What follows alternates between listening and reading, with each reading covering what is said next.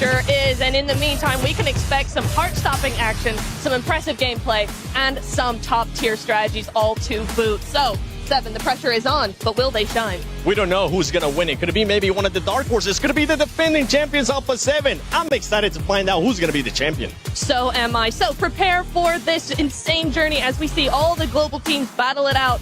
But for now, let's go ahead and look at that format.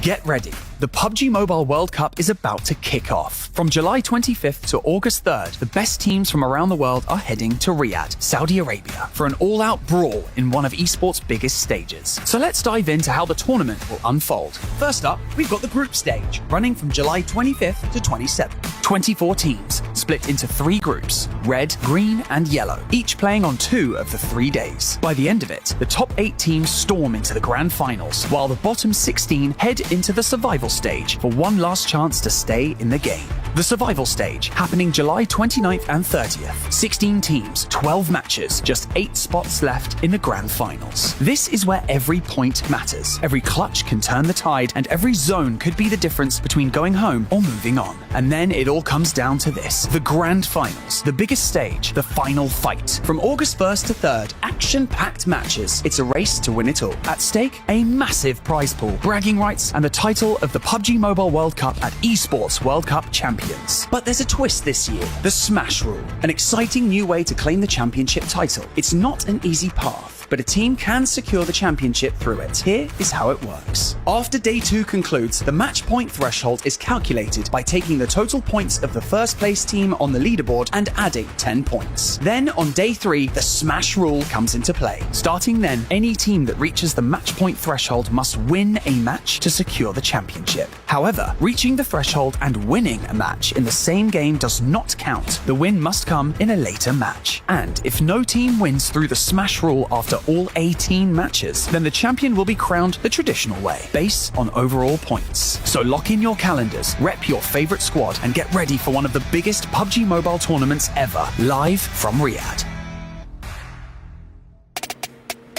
Welcome to the Gidea Arena, the hub of all of the action here for the PUBG Mobile World Cup at the Esports World Cup. This magnificent setting will welcome supporters from around the world to cheer on their favourite teams and, of course, watch history being made, Blank. But the drama is not done there. This mechanical contraption is the Key Crusher, the Key Devastator, the EWC Sandworm.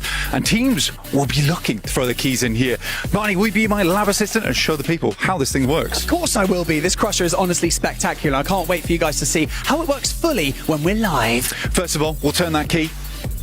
Engines Then on. We'll flick that switch, Mission Impossible style. Yes, we will. I won't flick it right now, but it will open the iris and it will just devastate all these keys and reveal the teeth. And we won't be pressing that final button until we finish the survival stage, till we finish the finals. I know, I can't wait for that to happen as well. But just remember, 24 teams will enter into this arena, and the fate of 23 of those keys will end in the Crusher.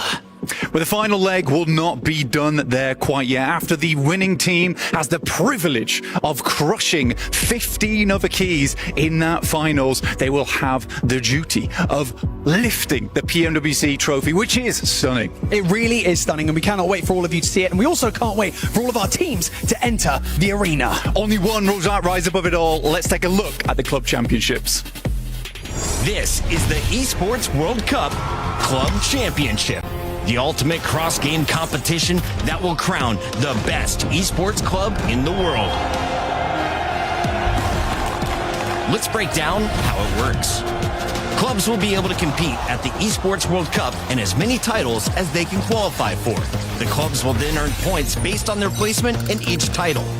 To qualify for the club championship, a club will need a top 8 placement in at least 2 competitions. But to win the championship, a club must place first in at least 1 competition. At the end of the Esports World Cup, the 24 clubs with the highest number of points will earn a share of the $27 million, with the winner taking home a staggering $7 million. And of course, the title of the best esports club in the world. Who will rise above and write their place in history? Watch it all here at the Esports World Cup.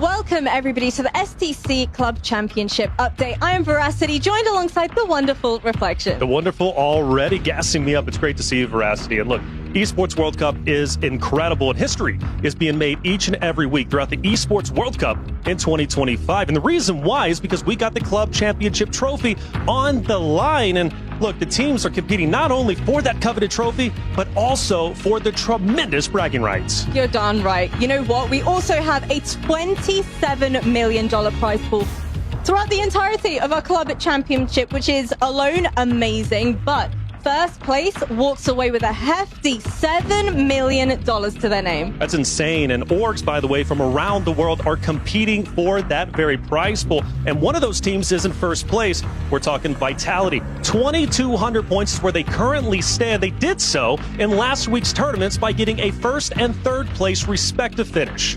You know what, though? Let's not forget about Gen G Esports, who also walked away with a victory of their own. But the big target is on the backs of none other than our reigning champions. That is Team Falcons, with national pride on the line and the pressure of, putting up a performance worthy of being reigned as champions once more. Team Falcons, they're the home team, returning champions. They really do have that pressure. But so does Alpha 7 competing during PMWC. They're also returning champions in that title. And by the way, they're currently at 200 points. So they need a top 8 finish in order to get those valuable points so they can start earning money towards the club championship trophy. And of course, if they walk away with that victory, they manage to secure themselves 1,000 of those club championship points. You know what? Without further ado, let's go ahead and throw it to Seven, who is joined alongside the reigning champions themselves. We're here with Team Falcons, ready for PMWC at EWC, and I'm going to be talking with Redox instead of Rove because I'm always bugging him. How are you guys feeling? You guys have had some good performances at global events, especially starting from PMGC last year, third place, now PMGO, second place. What is the prediction coming into PMWC? I mean, as always, our prediction is that we're getting top 16. We feel prepared, we feel motivated, we're ready, and we got to show the world. That's it. You guys were able to win PMSL EU, and you guys said that there was a new tradition that you guys started, which you were able to touch the trophy. Have you guys been able to touch the PMWC trophy yet? No, Tencent didn't want to. Oh, okay. Well, we'll see if they are actually going to be lifting that trophy towards the end. Thank you so much, guys. Best of luck. Back to you guys. The energy in the building is electric, Max. But before we start to recap last year, let's have a look at how things are going to unfold this year. I mean, yeah, right here, Jackie, for 2025, it is going to be 8 days worth of action spread over the course of 2 weeks. So you better be there because the teams are here, ready to make history. Back to back, same time, same place, day in, day out. Yeah, and this time around, for day one, it is going to be Group Yellow versus Group Red to kick off the festivities here at PMWC. And Group Red, known as the Group of Death, is ready to bring the heat. Oh, they really will be. And for those of you out there that enjoy a classic staple map pool, you're in for a treat, Max. I mean, come on, Erangel, the bread and butter here in PUBG Mobile Esports, it is going to be the best to have it 3 times per day. Though, looking back at 2024, Alpha 7, your reigning champions here to defend the throne once again, but we know that here, Jackie, a lot of teams are ready to take that trophy away.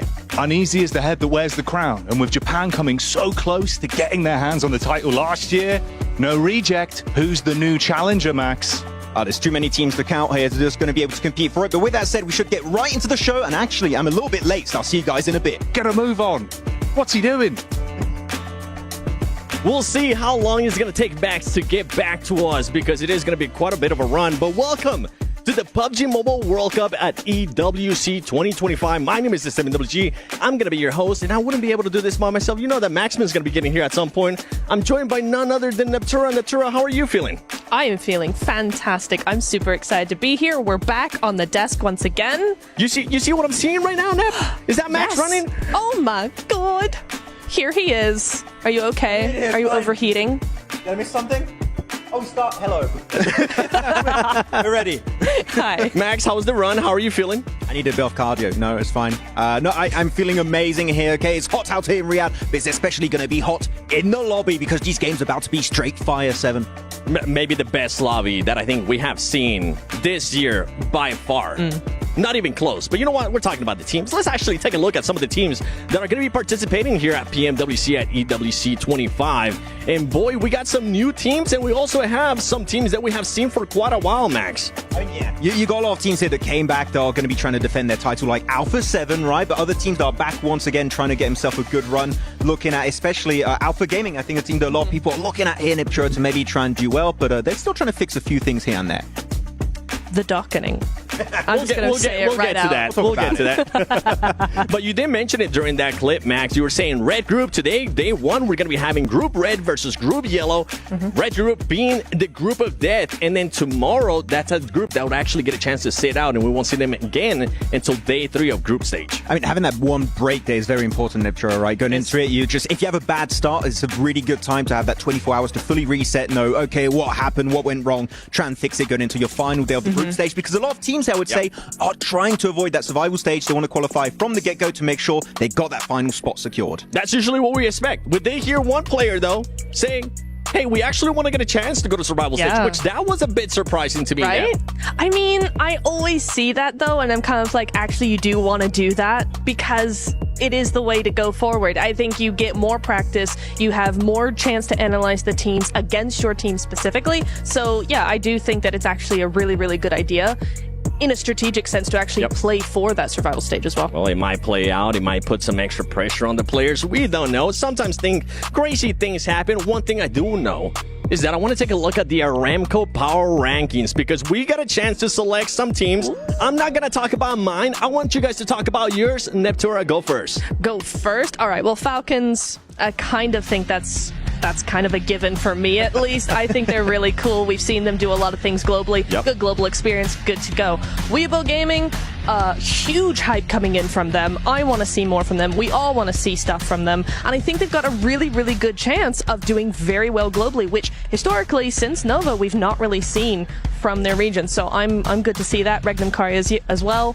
I kind of feel like there's no real discussion there. We all know why they're there. PMGO champions, right? They made themselves their home region get an extra slot, and they qualified through that extra slot. They got themselves in PMGO over here in PMSL EU. So really good stuff from Regnum Karya. Silas, we have to say, he won PMGC. He's won now PMGO. If he wins PMWC here at 2025, he could be the only player in the world to have won all 3 big global events, which would be historical for him to make that happen today. And the crazy part is that for the year, I mean, he could hit the global Grand Slam for PUBG Mobile, winning PMGO, maybe possibly winning PMWC, and we'll see. We'll have to wait and see what's going to happen with that team at PMGC. By the way, my picks, pretty much underdogs, okay? Teams that I think are going to end up going to survival stage, but teams, some of them not, but some of the other teams that I think they're actually going to be going to grand finals. But one team that I think a lot of people are expecting to be in grand finals is Regnum Karya. So let's take a look at this video.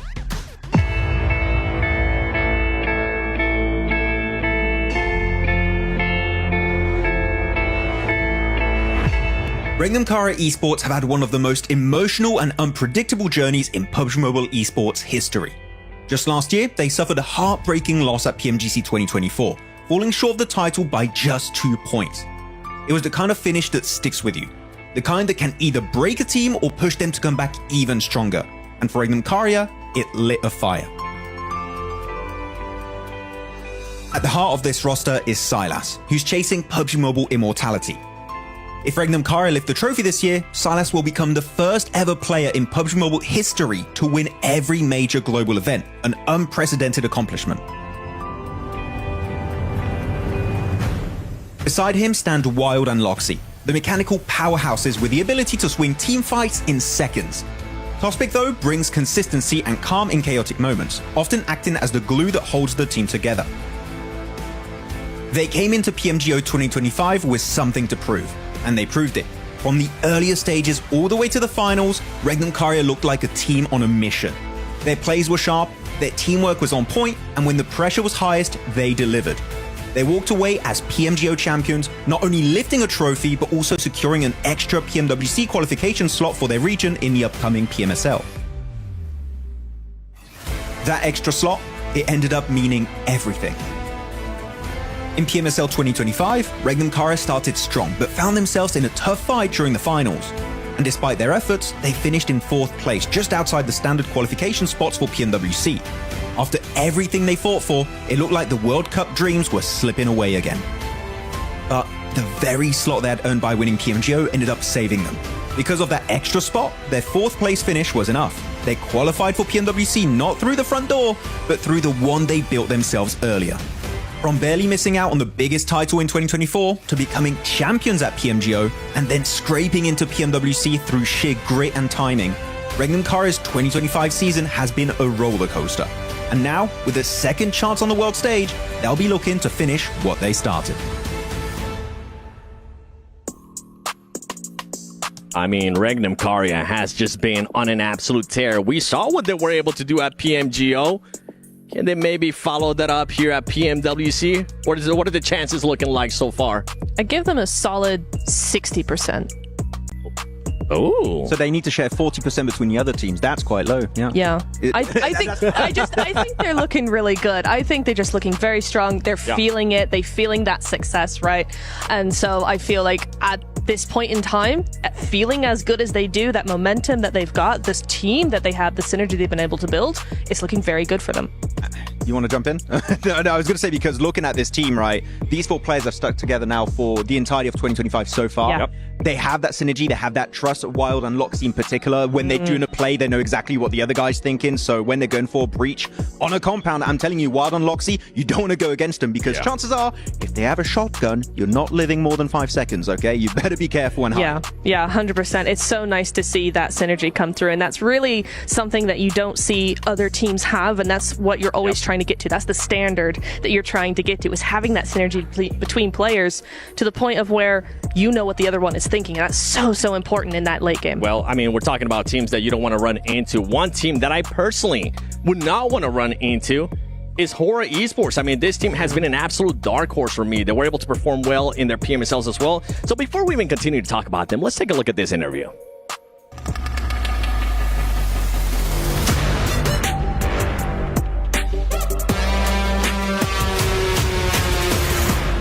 We're lacking so many things in past, like communication, synergy, team game. That's why we got 1v3, 1v4 so many times. But in this gap, we really did like practice all the things. I think it won't happen again in this PMWC. Last night is our main drop, so we will see will you go there.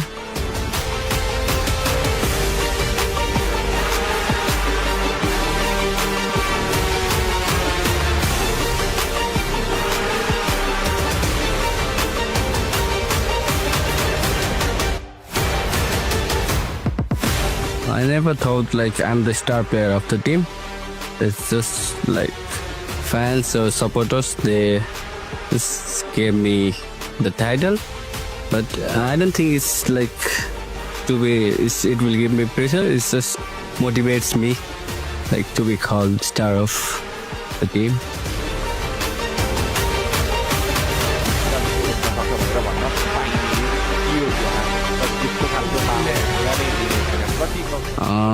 I don't like to say anything those who underestimate us, but I'll just show them in game.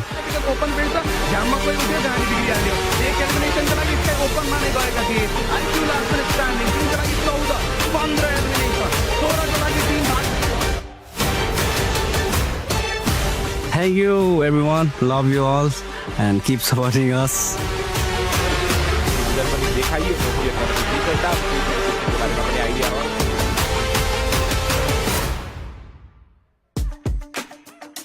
As I mentioned, a team that you definitely don't want to end up running into. They have turned it up this year, Max, and I feel like they could be either one of the favorites for some people or maybe a dark horse team for some other people. Yeah, I think you could see them in the 2 different options here going into this tournament. If you're Nepalese team, you're going to see them, of course, as a big squad going here for the entire tournament. Though, this is a team that's very rotationally smart, right? They are so good at getting good entry points here, and I think that could be something that sets them apart in this lobby. I mean, we just got a chance to see them there with the Jamil Motorsport player arrivals. They're looking confident, and I think they might end up shocking the world as well, especially in group stages, Neptura.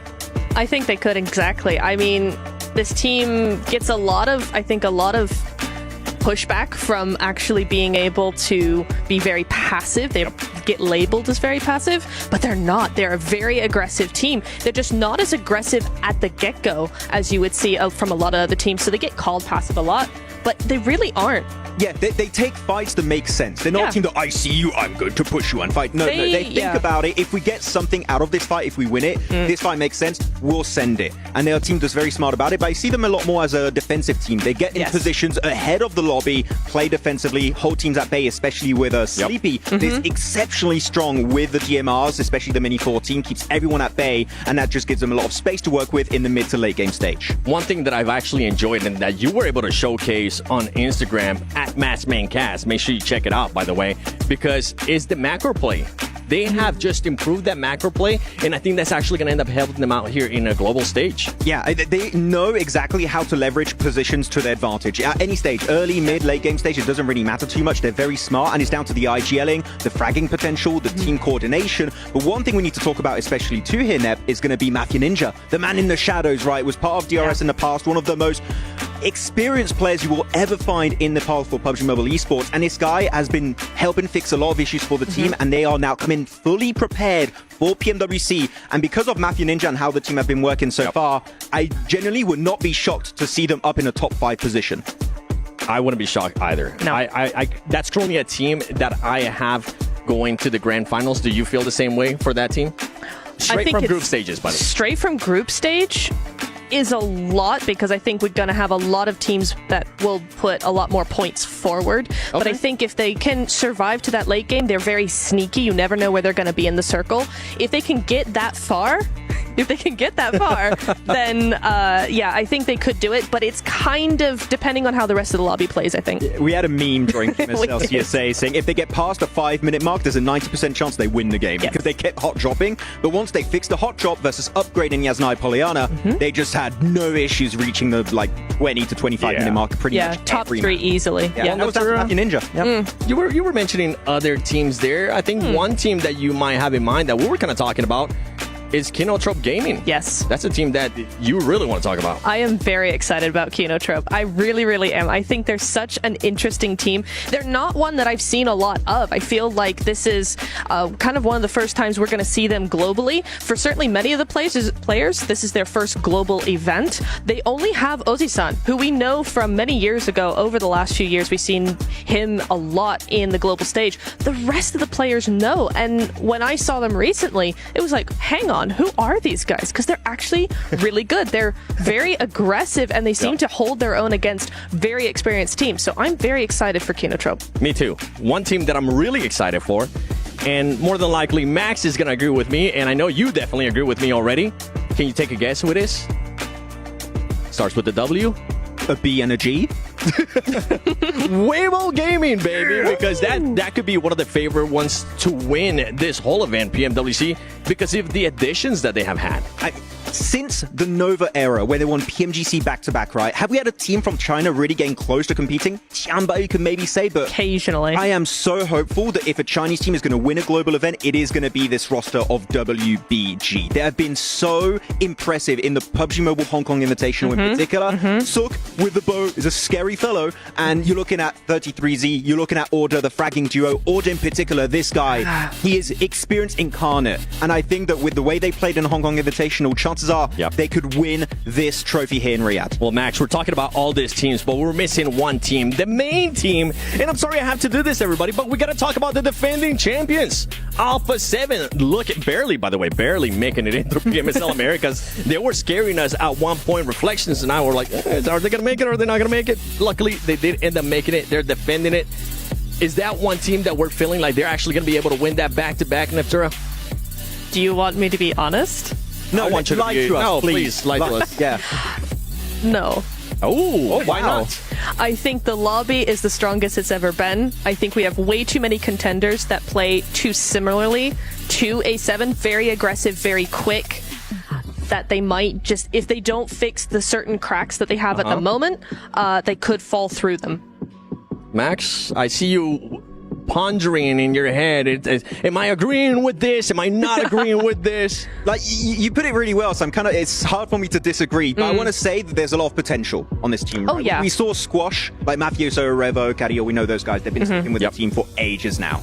But Squash is the new addition, replacing McGrellion from last year. True. And I feel like Revo found a new best friend in Squash. Like, they are an incredibly good fragging duo, and their potential is incredibly high. We were talking with Reflections, actually, just a few days ago, and he said the team maybe looks a little bit weaker than the previous iteration of Alpha 7 in 2024, but their potential is so high. If they're able to fix those little issues with Squash and him be able to get more experience on the global stage, chances are they could reach that full potential and go 100% here on this tournament and make it work out. Now, this is one team that I didn't want to talk about that much, but I do want to put a little bit of input there for Alpha 7. Is they're fighting for that $3 million prize pool. Not only just that trophy, right? But the main thing for this team is how are they going to be starting the tournament? Are they going to be starting slow? Are they not? I got a chance to talk to the players actually right before we started the show, and the main thing that I told them is whatever you do not start slow. Do not play that catch up. And that was one team that told me, you know what? We don't really want to go to that survival stage. We want to go straight to grand finals because we want to be able to have a little bit of extra research, and that could be something that benefits teams. Yeah, survival stage, yucky. You don't want that. Great analysis here on the desk. You want to try and avoid it. That would be my personal approach because you're putting your position for the finals at risk. Yeah, you would just want to get there as early as possible because otherwise, chances are you might not qualify through the survival stage. Oh, I mean, sometimes those teams like to have that pressure on their shoulders. They become diamonds. But then sometimes they end up crushing and they get exposed for just piece of coal for not really being able to do that. But for Alpha 7, we'll have to wait and see what that's going to be happening with that team. As you mentioned, this is one of the strongest lobbies, if not the strongest lobby we have seen, I think, in many years. And we can go on and on and on and talk about those teams, talk about which one's going to be challenging them, which one is maybe going to be surprising a lot of the viewers that they might have not seen before. I know that we definitely have a couple teams here and there, but I think the talk is done. I think I want to see this player. So you know what? Let's go to the introductions to the stage.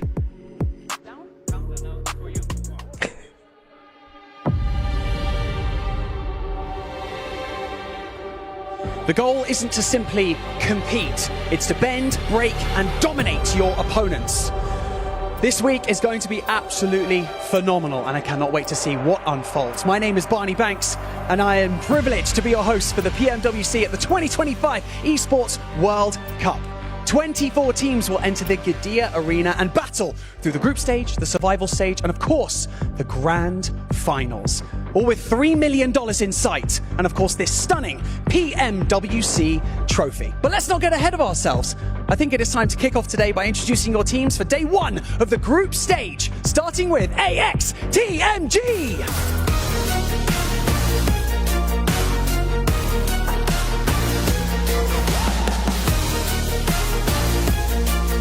Nongshim Red Force.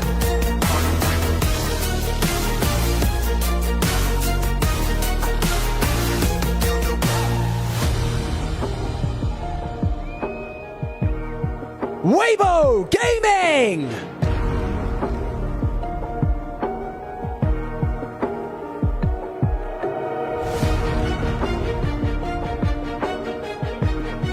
Yangon Galacticos.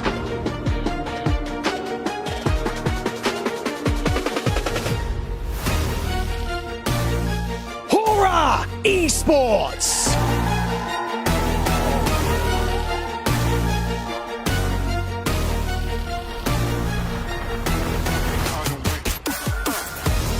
Power Esports.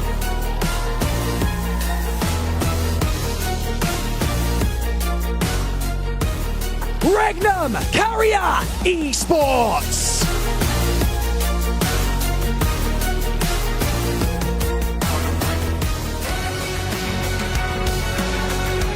Four Thrives Esports.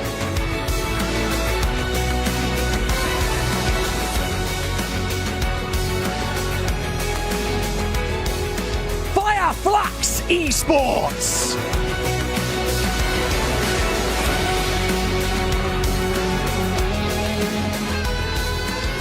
Team Vision.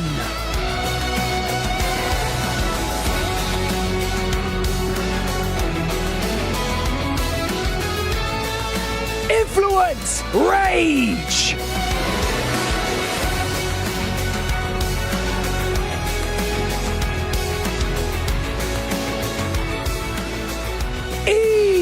Arena!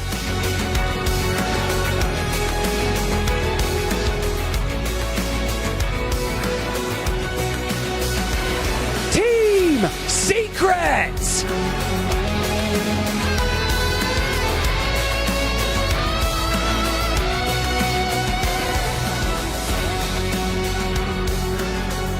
DRX!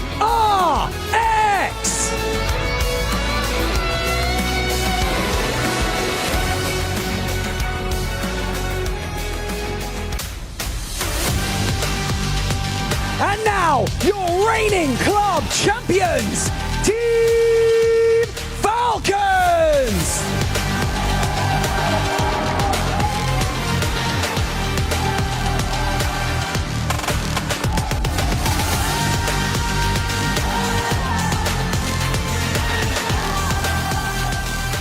And finally, your reigning champions of the PUBG Mobile World Cup at the Esports World Cup, Alpha 7 Esports!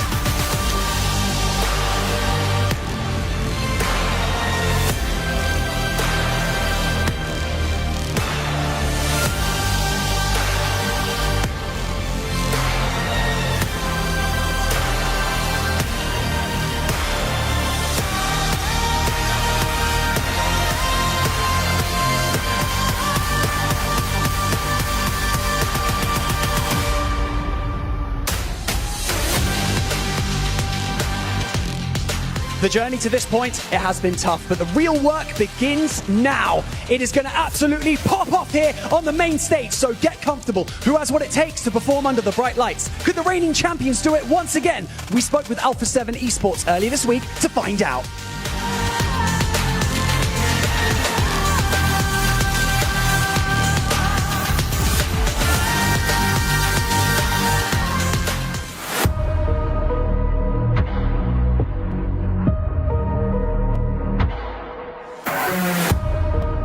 Alpha 7 Esports have long been the kings of their region, dominating every tournament they enter, but on the global stage, close enough to touch victory yet always watching it slip away like under a curse, finishing second or third in the biggest events. Time and time again, they came close to glory, only to fall just short. That curse weighed heavy. The world saw their talent. They proved their strength regionally, but the ultimate global crown remained out of reach. Then in 2024, everything changed. At 2024 PMWC, Alpha 7 finally broke the cycle against all odds on the biggest stage in PUBG Mobile.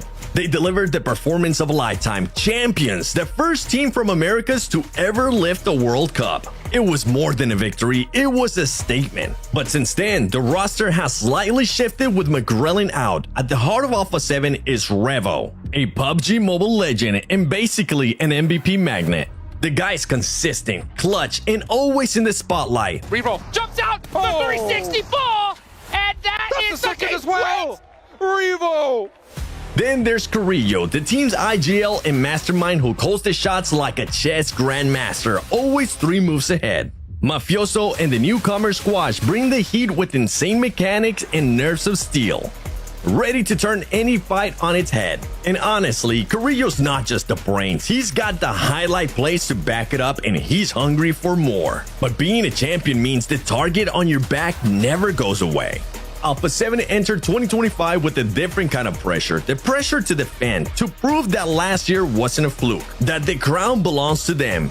In PMSL America Spring, Alpha 7, who have long dominated the regional PMSL, didn't just bounce back. They crushed it once again with relentless consistency and their trademark aggression. They maintained their undefeated reign at home while proving their strength internationally. A third-place finish secured their ticket back to PMWC. Not as underdogs, not as challengers, as defending champions. From South America to the global stage set in Riyadh, Alpha 7 isn't just back, they never left. PUBG Mobile fans, prepare yourselves, for we are about to kick off 2025. 25 in style. Things are going to be explosive, exciting, and damn right disgusting out there today, Blank. I cannot wait to see how this lobby's looking and how the first day of competition goes here live in Riyadh. Criminal roster of players across all teams here in the EWC, the PMWC. We've got Team Falcons coming in through here, coming off the big win over in PMSL EU, and Koa with his signature sunglasses on deck. Man, it's going to be a treat. So many teams that are absolutely stacked this year. I think that's the rhetoric we're all kind of looking at. Damn, all right, little bit of a flourish as well. Yeah, it works. I'm digging it, Blank. I'm digging the stage too. I think that's one of the fun elements that we're bringing to you this time around. Such a different style, the dynamic nature of it. It really embodies what the scene's looking like today. You know, even earlier on, I got the chance to, take a little step into the stage during scrims. You have players shouting at one another from across the room. It was good stuff. But the dancers already had some nice discussions about how they feel teams will fare. I think one of the more interesting discussions that was had was about Weibo Gaming. Yeah. Honestly, I think that they're absolutely right and correct in the fact that, China just hasn't been a powerhouse for a long, long time, despite, being straight off the mark very, very early on in PUBG Mobile. But that was a long, long time ago. Yeah, the optics for it, the potential chance, it's literally what me and Max were setting up back at the start of the day, right? Who's going to be that upcoming challenger? You've got a lot of X's on Alpha 7, a lot of targets. People are looking at them, right? They're aware now you're coming in. Everyone's looking hot, Blank. Other regions looking to try and have an opportunity to snatch at that trophy, rip it away from them. And we saw how motivated and close Reject came last year. Not in the building this time around. Someone else has to come up and show us what they're made of. And I think there really is a definitive chance that we get a different champion this year. I'm not actually even expecting the two-time possibility, Blank. With how stacked this event is, I feel like it would be so much work for Alpha 7. They're going to need to give us their A game through and through. Well, like Yagami in the building. We do have a bit of an issue, right, in terms of the fact that Alpha 7 barely made it in. Regnum Karya barely made it in. Yeah. Team Falcons, they didn't look super smooth making up towards that top spot. Still took it. But Regnum Karya, Alpha 7, those are your two teams that a lot of eyes are on them. And Max put it perfectly in the sense that Regnum Karya earned their own spot coming through from PMGO. But if they'd come second in that PMGO, damn dude, they wouldn't be here sitting on this stage today. So again, there needs to be some big improvements from both those teams. Alpha 7, I want to see them have that hunger once again that we saw them, where they were pacing all the time to try and pick themselves up a win. Forever second place, that team. Yeah, the Cinderella story, right? Forever the bridesmaid, never the bride. They were finally able to have that success story, and what a time for it. I do like as well, it's the way it kind of plays in, right, with the stage, them in the middle, risen up. But is that the true lay of the land? Like you're saying, the differential of how this year is going to be looking once we really start to kick things off. A lot of excitement, a lot of talent. That's really what we're looking at here. I mean, to be honest with you, I think everyone at home this year is going to be in for a treat. Day in, day out, back-to-back, Blank. So much PUBG Mobile, and you need to make sure you clear your schedule to fit it all in, because it's going to be world-class. All right, this is a feast. It's going to be calorific on the stage, and it will be treats back-to-back. Some sweeties for the PUBG Mobile fans. Oh, yeah. A couple of bonbons been thrown in there. Sugar rush gameplay. But yeah, I think the interesting thing here right now is you can see it's quite pensive in the room, quite pensive. Yeah. Where we're all on 0 points right now. No one's got that head jump start where they're feeling a little bit more confident at the position in this tournament. We're just waiting to get into our first game here. I believe we're very, very close to go, so don't worry. Headsets it is coming. Yeah. Man, it's exciting as well, because I think, you raise a good point there, Blank, where kind of the bookends of the entire event, right, having that nature of opening game, where everyone's on same points, nil point, nothing to play with, right? It's why it feels so intense, because there is those moments of all right, we don't actually even know the full reverberation to some of the outcomes from this map for quite some time. It's why it makes it kind of fun, it makes it exciting to see how it's going to go. Tell you what I do enjoy as well. Seeing quite a few mascots this year. People have got like the little teddy bears out. People are feeling it, bro.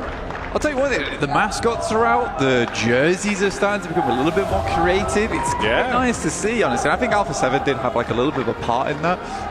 I think that they would, with them having the holographic jersey for so long now, a lot of the teams decided, you know what, we gotta bring the fashion game up just a little bit. Gonna make the most of it. Strapped up, getting themselves ready. Yeah, it feels like the competition's starting to heat up at this point, but who's going to be able to beat the heat? That's the question. So much to play for here. Ridiculous lion's share of prize pool on the line. The glory, the legacy, the opportunity for so many of these teams, players, regions, all building an explosive 2 weeks live from Saudi Arabia. Not how you want to start things though, with a tangle. That's the worst way to start things here. Make sure you get the left in the left ear, don't get them muddled up. You're locked in as soon as those headphones go on. Quite a few of the teams that are coming through from Americas. I do worry for Americas a little bit, honestly, just because they're quite an aggressive region. I think the one thing that does play into, definitely when we get through to those finals, but we'll be starting things off here over on Sandhog. Oh yes, here we go. This is what we were waiting for. The anticipation building, the environment, the stage, the fight, the clash between all of our teams. Day in, day out, the PUBG Mobile World Cup. It starts right here, right now. We got the honey playing, so we certainly bring in the sugar, like we were saying. And this is the first treat of the day. And all our players ready to go. Al Haji, you can spot him straight away down the bottom left. He is a big powerhouse inside of PUBG Mobile. Excited to see what he can do. Constantly coming back to the big stage. Oh yeah, fan favourite for the region as well. Everyone was going absolutely ballistic in the crowd last year whenever they'd see Al Haji popping off. I can't wait to see what he'll do this time around. Power gaming, never disappoint, buddy. And there's Silas, top right. One of the best players in the world. I think that's an undisputed fact. Let's see if he can lead his team to victory. Max was saying over on the desk, a very consistent roster so far overall. We're jumping straight into things though. 4th rise over towards Hatin on a hot drop to start things off, Jackie. And Nongshan Red Force also down towards Ruins. Well, let's see how this goes once we get into the action here and see what things are going to be developing like, obviously with those early hot drops, Blank. It's always exciting, mate. This is one of those where we get a little bit of a telltale sign as well if teams are going to pull off with some of these more default drops if it goes wrong. We're already losing one. That's over towards Power. So 4th Rise currently thriving over towards Hatin. We're on board with AX and Nongshan Red Force in the Ruins. Scrambling to grab themselves some bits and bobs to fight with. Nongshan Red Force taking a bit of a dink towards the backside as well. DBS is in play. They start to make their move. This is real rough as well for Power, Blank. I mean, down to just one man left standing already. I know I was hyping him up a little bit, kind of a fan favourite for the crowd, but that is not a dream start whatsoever. And 4th Rise, 3 eliminations, 4 players still up and kicking. And they will be kicking Power out from Hatin going forward. On the other hand, Nongshan Red Force taking a fair bit of damage. AX currently looking a lot more healthy here compared to them. Controlling on the outside of Ruins right now. A little bit tough when you get on the back foot here, especially in terms of meds. Because a lot of these rooms do get cut off, and AX is starting to increase their domain within the Ruins itself.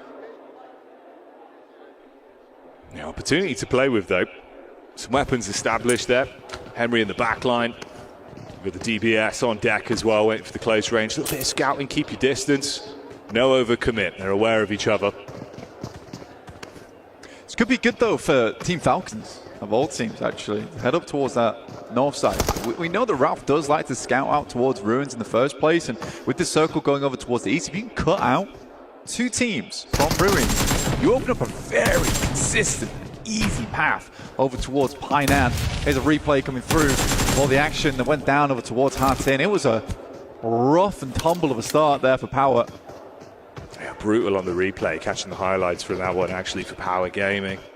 Mid-looting, quick to the drop, just able to make the play on it. Always the chance for maybe a little bit of acclamation if you can stay alive. One player in the opening moments, first 15 seconds, yeah. not the sort of sight that you'd like to see.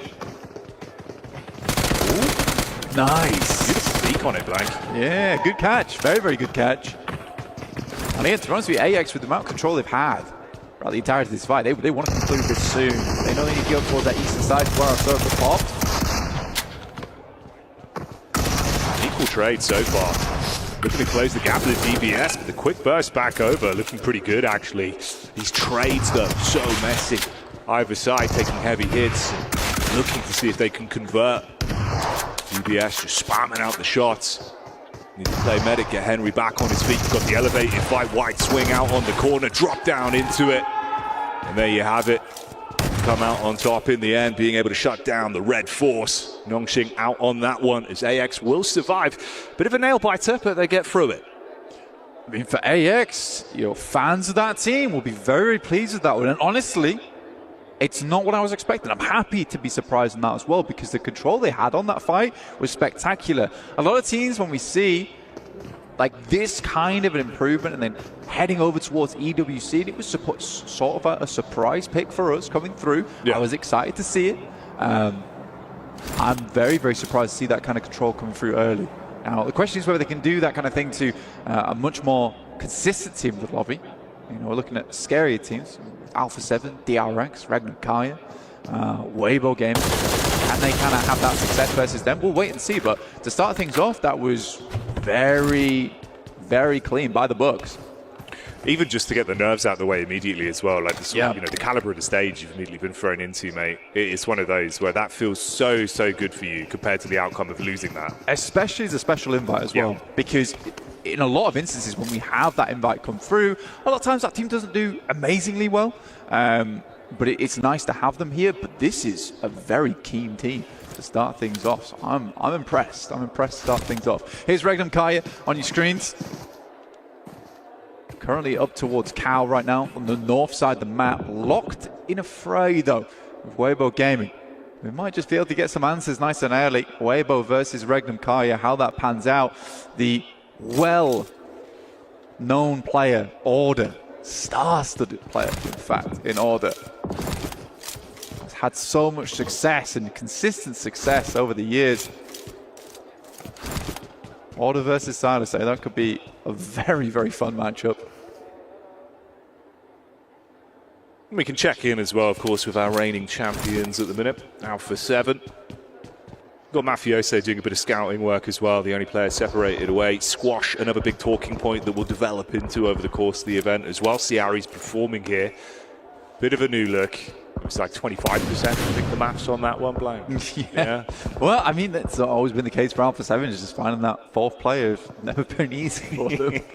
Squash is returning to the game after a year. Took a little bit of a hiatus from it, but they immediately had him back. Fair play. It is unfortunate to see McGrellin not in the roster, though. McGrellin was a player that they had found massive success with internationally, and I thought that they would work with him, but I just think the team did not gel, despite the ridiculous amount of success they were able to find over at EWC. So yeah, weird. Weibo Gaming is going to give up the chase here, though. They're going to head down towards that south side. I reckon Kaya don't take any casualties off the back of that one, which is good to see. Obviously, threw the highlight out there as well towards Falcons early. You can see they've had a relatively unscathed path up to this point. Going to go for the crossing as well on the bridge here. So potentially a bit of an opportunity for a skirmish to come up. AX as well making their move in now, coming over towards Painan. Again, not really had much of an encounter since. Nice to get the overview though with the map screen. You can see New Circle coming in and the shift for our teams here. It's a cool shift as well on the circle. I've never ever seen a Lukawi finish in my entire time of casting PUBG Mobile. So we can go east again, end up in Lukawi. I'd be very, very happy. I think I've seen every other finish here on Sandhawk other than Lukawi. Five looks. Falcons are heading up here. I don't know how they're able to get towards this position unseen. Man, that's an instant knock as well. Now, Valo being able to pick up pretty big impact onto this. Yeah, that's crazy. It felt like actually with the position they were in, there must have been some kind of visual contact from it. Really not ideal. Three quick nades of the cast out. Two knocks. Got one back over onto the Falcon side, Blank, but for what it is, a bit of a messy encounter here. I think the Fireflux, if I was looking at it, I think they tried to regroup from that northwest side and then come back down towards Cave to get together. But Falcons have been so silent on their approach, despite having the vehicle as well. So you imagine hear the engine, surely. And we're going to get our circle closing in just roughly 15 seconds. We're heading over towards the east side of Quarry. Now, Quarry is a big problem, Jackie, for a lot of these teams. It's low ground in there. You don't particularly want to head towards that position. There's a lot of sight lines from that eastern side of Quarry that are on the high ground looking down into Quarry. So you have to either go above on the north side or down towards the south. But it's going to funnel teams into awkward scenarios. So Falcons already taking out the majority of Fireflux. It's beautiful for the Ralph. Okay.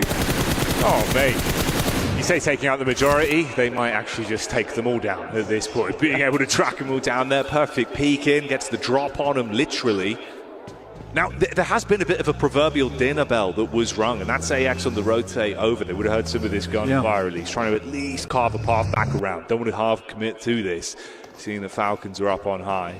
I think it's a smart move from AX. I mean, Cave is a messy area to try and push, try and play around, get those third parties in. You don't have exact location either. So I think for AX just to head ahead, you know, and they realize this is clean. We're not getting in contact with absolutely anybody on this rotate. So they get ahead. They sit on the edge of Quarry. And Falcons need to make a decision on how they want to play through. A lot of times on this circle, they actually shift down towards the south side here, Jackie, before moving up towards the north. So I'd be interested to see how they do play out these next moments. 4 Thrives. They won their fight over towards Hutton versus Power earlier on, and now have come into contact with Weibo Gaming. Now, that's kind of interesting to me, right? If Weibo Gaming didn't spend so much time over towards Cow, potentially they were here a little bit sooner than 4 Thrives, but felt like the end of the game for 4 Thrives here was just to get into the circle ASAP. So it is a bit of a split as well with the scout. Just to see if he can make his passage safely.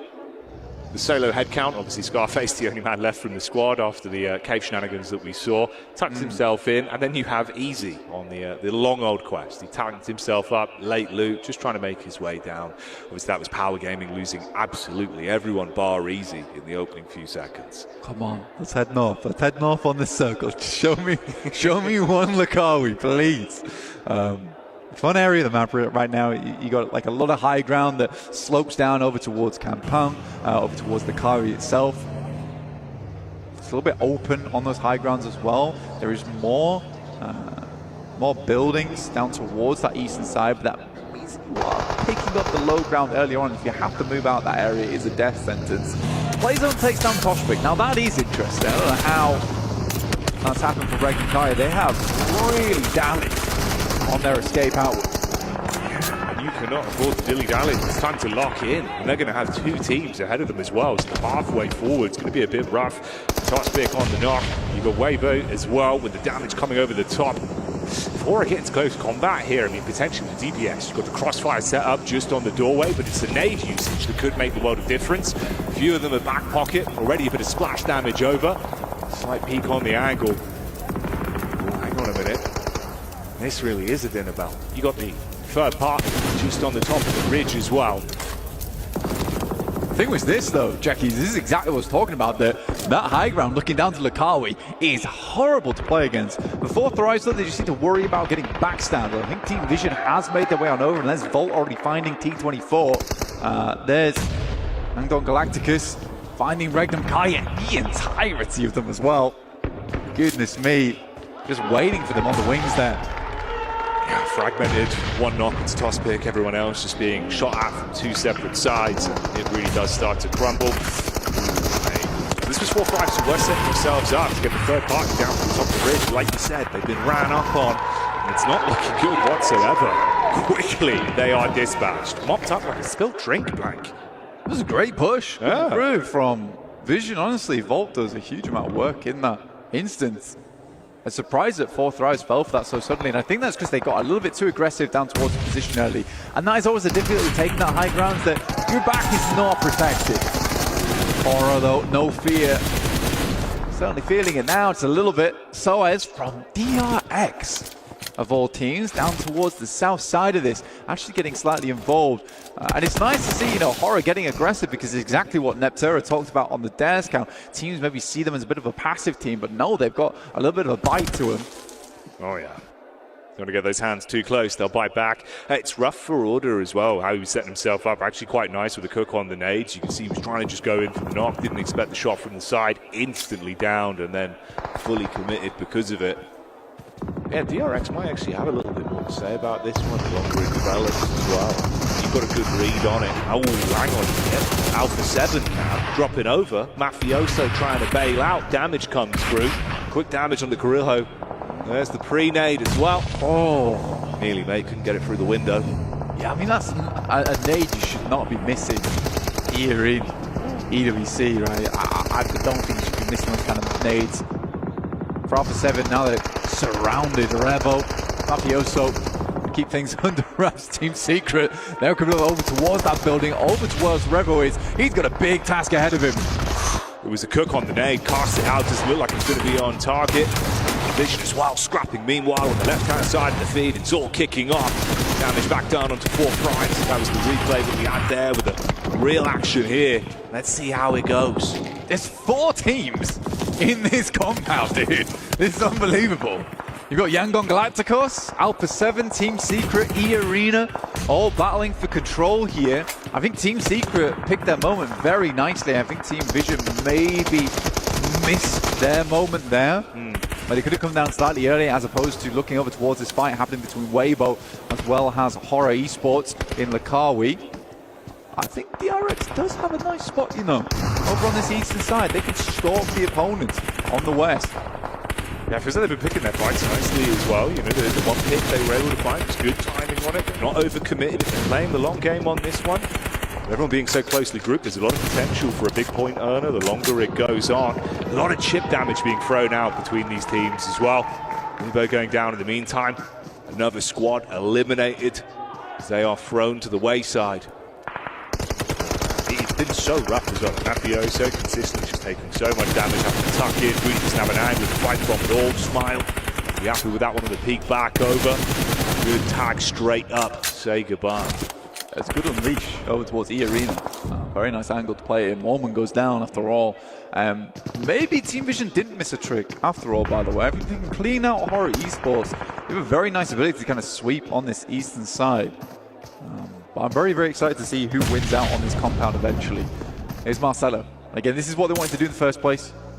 Get rid of Horror Esports, then they can start to move down over towards DRX. They will cut themselves out a huge amount of space on the northeast side. And even if it goes over towards the west, they do have a scout in Never Alone, currently playing in a compound on that northwest, keeping tabs on that huge fight ongoing inside that compound that you see on your screen right now with Team Secret Alpha 7. Yangon Galacticos, nice nade comes through again. 6 elims on the match. Yo, honestly, you've got to give him props. Vision looking really crisp right now. That was beautiful nade. Great timing on it. Ooh, hang on. Going to be able to get the full commit onto this, though. Looking for a window. Obviously wanted to get the pick back up. Couldn't do it. Zahora out on the adjustment there. Great work from Vision. Topping right now on the elim points. That's 8 that they're rocking with. It's a really, really nice start. And Sandhawk is particularly good for this, Jackie, where you're able to get a big lead at the start of the day just because it encourages one team to take control of the match. That was a nice step out from Borizin, honestly. But Devotee, the reaction speeds on that were insane. It's a good setup for this teammate as well, the way they've read it. You play off the back of the nade into the peaks. You've got to force them into the fight. It's a good engagement, actually. Impressive stuff. They've been playing a relatively passive game, rather than the hot drop that we sort of start off with, but rotations have been all right. The teamwork looked pretty good. Rough on the move here, though. Limited cover to work with and influence Rage. They take the peak up and do get the shot back over. If it's quite honest, it has been hard for them. There hasn't been too many areas to jump in. I mean, Arian will get ahead here. Well, it's Cyrax. It's the easy cam. Oh, hey, that's take out influence. He's literally had the backline this whole time, by the way. He's been slowly making his move in, right? He's rocked up, found influence Rage, and made the play. Oh, easy. Fair play. 2 Elim points. Can't actually turn your nose up at that, Blank. No, you can't. Let's see if he does any more. I'm rooting for him. Oh, footsteps heard. Yeah. Nah, he's not joking around. Hey, I mean, he outlived 4 thrives, though, so... It's really not that bad, considering that could have been literally like a 0-point game. Like, yeah. You'll take it. No, absolutely you will. They got, I think, a 2 off the back of that. Yeah. Nice. Yangon Galacticos will finish off Alpha 7 who get 1 pity point in terms of placements. Any other elims that came their way. Team Secret now struggling. And this has been a great setup from Vision. Honestly, this whole time. Look at this line that they've got. You can see it right there. Looking out over towards Team Secret as well as Yangon Galacticos. As they leave that compound, not only will they be trying to tear shreds out of one another, but it also will be Team Vision having some pretty deadly vision their way. Potential stab in the back as well still. From Joker onto AX as they start to make their rotation over the top. Like you say, it's a good setup from Vision, but I'm also liking what DRX are working with. Oh, hang on though. Volt still keeping the electricity going. More so than anything, right? You're going to have that relatively equal tie right now in the elimination points between both of them. Great game of how they've been keeping themselves involved. It's a nice sprint to at least have an understanding of the rotations in for DRX. Humbin was playing far further out, obviously scouting down. Nade onto the top. Never alone, takes a hefty hit from that one. Got to back up a bit. Team Secret caught in the crossfire as well.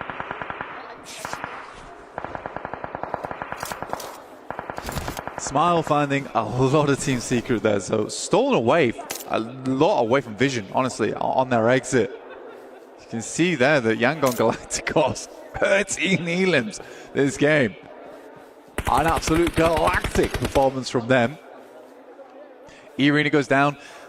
Iron goes down as well. That's the Yangon Galacticos. Another tag on, which takes them up to 14 elims on the first map of the day. Beautiful stuff. It's Team Falcons that I'm interested in. You know, they've had a pretty casual game. They really need to make it count now, though. The big 2 teams that will be going head-to-head will be DRX and Vision going forward. DRX has been very quiet, though, Jackie. They have, yeah. This is what we were looking at, right? Kind of passive, just the third-party fights when they had a few off angles. Oof. Bullets raining down. Funny thing, they have the circle. The Yangon Galacticos. You know what? You are right. I mean, it's kind of awkward, right, with the split at least. A lot of damage onto them. But with how many elims they've been able to rack up already. Wow. They're looking crisp. Like, not going to lie, from the position you're in, maybe there's still a chance to get a little bit more out of this one. Be a hell of a day if they can kick it off like this, Mike. Falcons have to leave. Luckily for them, DRX as well as Vision just get into contact with one another. Here we go. Scrap starting to unfold. Damage over the top. Marcelo with the pick up, spamming into the smoke. Vehicle over the top. Nade straight onto him as well. So Vision, it's getting risky. And that's DRX with the damage being dealt. Volt suddenly clambering to pick this one back up. Meanwhile, you've got DRX from the sideline with his own pushing in, nipping at their heels. They've got to be forced further forward. The nades blank with how closely grouped they are. One right on target would finish them. What are you doing? They drove their own teammates into the barrage of nades. Smile goes down and Team Falcons now looking for the finish. But it was clean from DRX. Now looking to get all their players back up on their feet. We'll see if Team Falcons can finish them off. It's Ralph Koa, as well as Redux. Either side of the circle. Preliminary grenades going out over towards the hard cover, so you know they're working with no information. Nades in. Stepping forward, the feet are on the ground right now. DRX, they saved themselves. Could have been misery in the previous fight. The smorgasbord of mistakes have kept them in it to win it, and Hyunbin tries to unleash. That's one clean connection back on a round. Koa, low on HP. DRX dealing damage right now as the elims are racking up. In a position to close it and grab themselves a chicken dinner on the first game with the shots raining true. It's all on Redux. We need to be a clutch from the back line, and that's not going to happen. DRX will take it.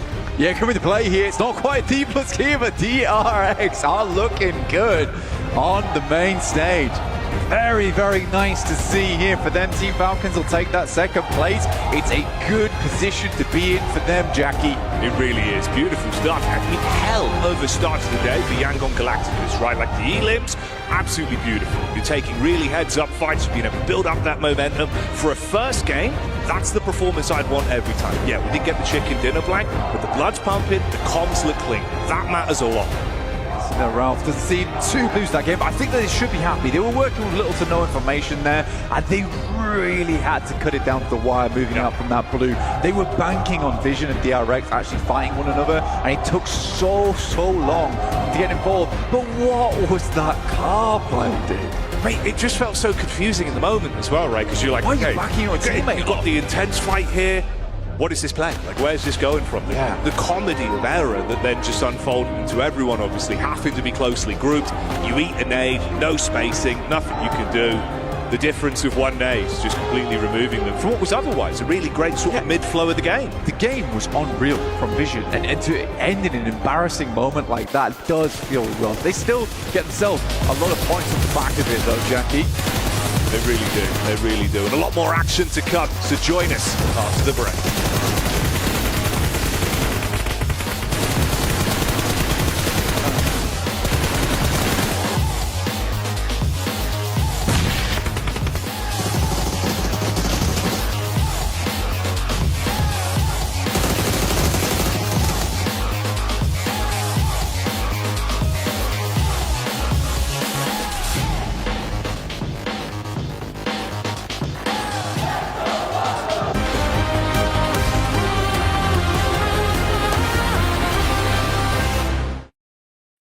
Cybertron's future is near.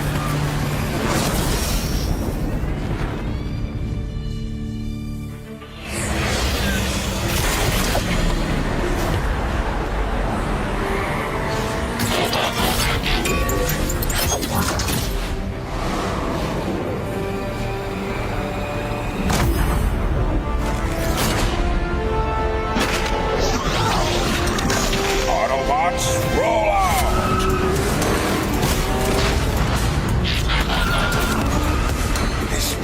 Reeks of weakness.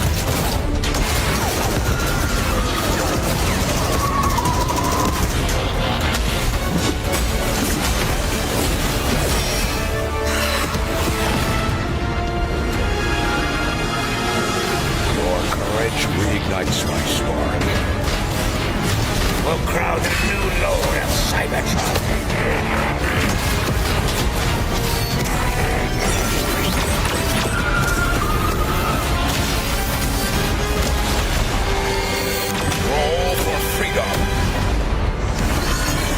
Victory for all sentient beings.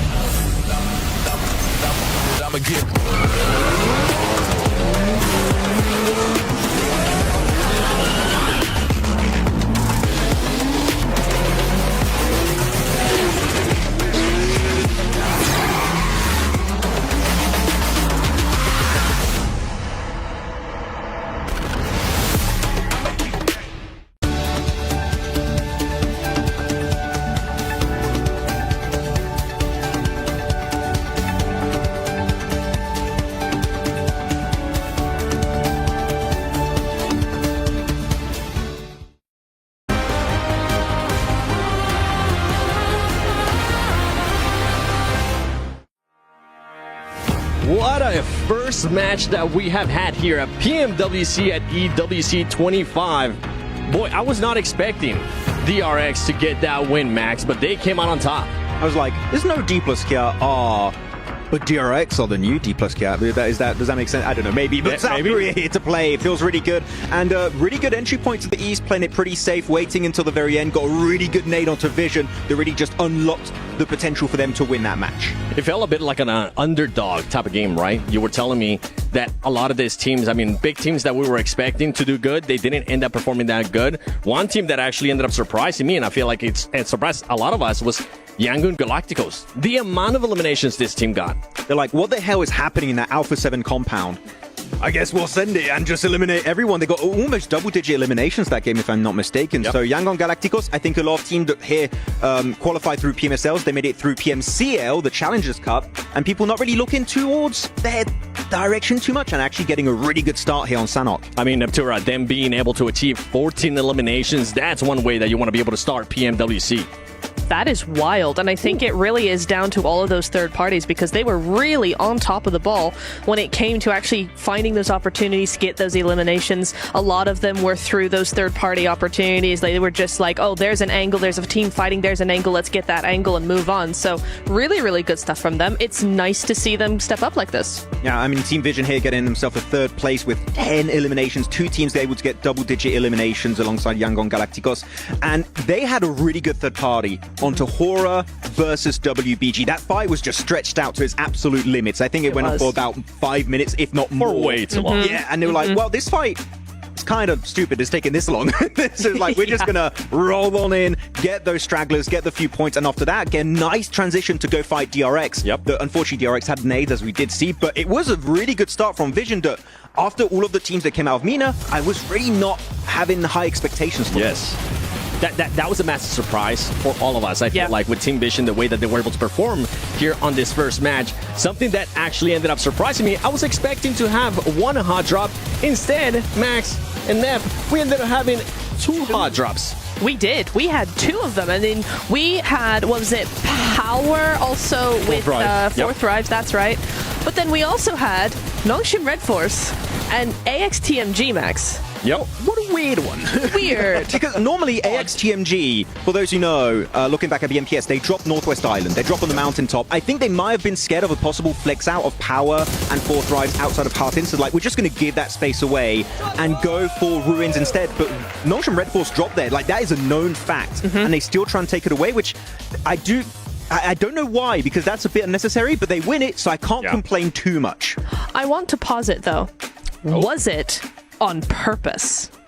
You think so? Possibly. Now, I have seen many times before, if a team wins a hot drop, that carries momentum in through the rest of the game. They're able to build on top of that and get a lot of eliminations. Sanhok is this team's best map. So for me, I'm like, okay, that's a weird hot drop. That's a weird choice. Was it on purpose? Did they think we can win this against Nongshim? Let's go for it, get that momentum, and get some elims for the first game? It's entirely possible. I feel like the reason why we're saying this could be their best map is because they do end up playing it twice at BMPS, so they have a little bit extra experience when it came to that one. Very confident. Now, like, you got a chance to talk to the Falcons coach. I did. And I know you were happy to mention something about this team. I was. Pico. Shout out to him. He was talking to me about the team, and I was like, are you going to play any different? Because, like, you're not playing tomorrow, all of this. And he said, no, we're just going to play normally. We're chill. And I was like, okay. Normal in these sorts of lobbies, especially the first day, is everybody kind of tiptoes around each other a little bit. Certainly in the early stages of the game, you kind of like trying to get a feel for how the lobby's going to play. Not with this team. They went all out very, very early on. And so I'm like, hey, that's not normal. Pico, you lied to me. How dare you? That's not normal. They came in with real aggression, and actually, it was really impressive. I liked it. And it worked out, clearly, right? They gave themselves second place. If they had 4 players, maybe it would work out, but DRX were very smart about the way playing that ridge. They get control of the rocks, and then Falcons couldn't do much. But until that point, it was a very, very solid match here coming out from Team Falcons. But again, let's keep in mind, PMGC, 3rd place, right, with Enigma Galaxy. PMGO, 2nd place. The 3rd place curse has been broken. Come on, if they win it here, that would be such a magnificent comeback storyline for them. Just the line is just going to keep going up for that team. Now, another team that we were expecting them, especially with the circle that we ended up getting, Max, was Alpha 7. We thought that they were going to be able to do a little bit more, but I know you want to rage on this team because I was also raging watching what happened. I am confused. Because Alpha 7, if you want to go for that road trifecta compound, I don't really have a big issue with that. I think that going for the DRX Ridge would maybe be a better decision overall. But instead, what do? They go right into the road trifecta compound, which is a very crashable compound. And they stay split. They have one player in each building. And guess what? Team Secret come in. Yangon Galacticos come in. Another team come in right after that. I don't really know why they decided to stay split for that long when you know you're going to get crashed. Go into 2 buildings as a 2-2 or even have 4 players in one building. I don't care, but you need to be set up for defense because you are not going to hold 4 buildings as a full squad. No, it's a really, really difficult thing. But those buildings are so hard to play anyway. Like, it's so nadeable, so low ground. It's just hard. So it's kind of like you lose whatever you do, really. It was one of those teams that you expected that team to just stay a little bit compact. It didn't end up happening to them. But don't forget that from July 25th to the 27th and August 1st to the 3rd, log into Summon Airdrops and collect 2025 airdrop vouchers to enter prize draws for official merchandise, smartphones, BD partner rewards, permanent in-game items, and more. Every participant is guaranteed to win. Additionally, from July 25th to the 31st, vote for your favorite airdrop partner for a chance to receive special gifts from them. Don't miss this year's airdrop carnival and unbox your surprise. I know I'm going to be doing it. Max probably has already done it, and Neptura is going to be doing it too. Now, going back to this game, I mean, one thing that actually ended up surprising me in regards to what you were saying with Falcons is how they were actually able to crash on Fireflux and take control of that southern part. It's crazy, right? I mean, I know Blank and Jackie were talking about it a little bit there, where it's like, you're not usually able to get up there, let alone silently, especially in vehicles. So it's kind of a bit of a miracle they made it up there to begin with. And then what really impressed me was the follow-through. They got the 2 initial knocks, but they didn't leave it there. You saw Raouf actually go into the cave, spot that extra player, and get rid of him. And then later on in that Elim feed, we saw them do it again and pick off that final player. So, like, they followed through with that fight. They didn't catch, like, full in the cave itself. Yeah. Oh, was it on purpose? I am the bad kid. Was it on purpose?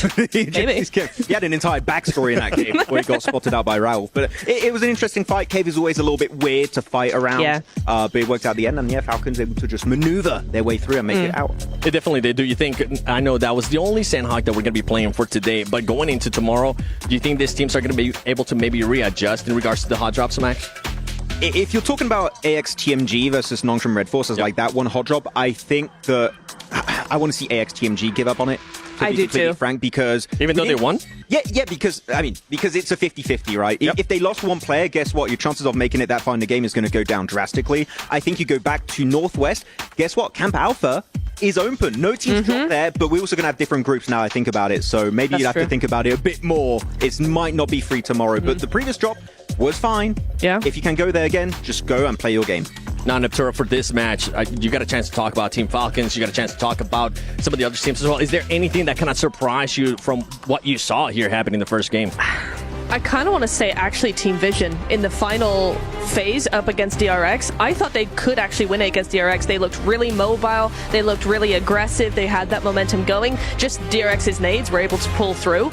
But actually Team Vision, I was like, okay, nice. A little bit of a step up. I'm going to be looking for them. Yeah, there was one player of DRX, I forgot who it was exactly, but that played very respectfully at one point. They were taking so much damage from Team Vision. He goes back, goes for a first aid, and the moment he comes back up, he gets onto the front line, holds a little bit more space to keep his team safe. Hopefully they don't get fleshed out. Fleshed out, they could be also. But they don't lose those players. Yeah. He gets in nade range, gets an amazing nade. I think he gets 3 eliminations at the end onto Team Vision, gets everyone confirmed, and then they can just start getting the res, getting full control of the high ground, and even then Falcons, I think they could have won if they pushed it right after that fight, but they had very limited information, which makes it a little bit hard for you to commit to a play when you don't know what is still available on the opposing side. I was really happy, especially when we saw that push on Horror Esports. The way that they were able to just finish that off without losing any players, that's the consistency that I want to continue to see out of that team. Now, as mentioned, Horror, that brings something up there, Max? Oh, no, I was going to talk about Team Vision again, actually. Okay, go for it. Knock onto WBG.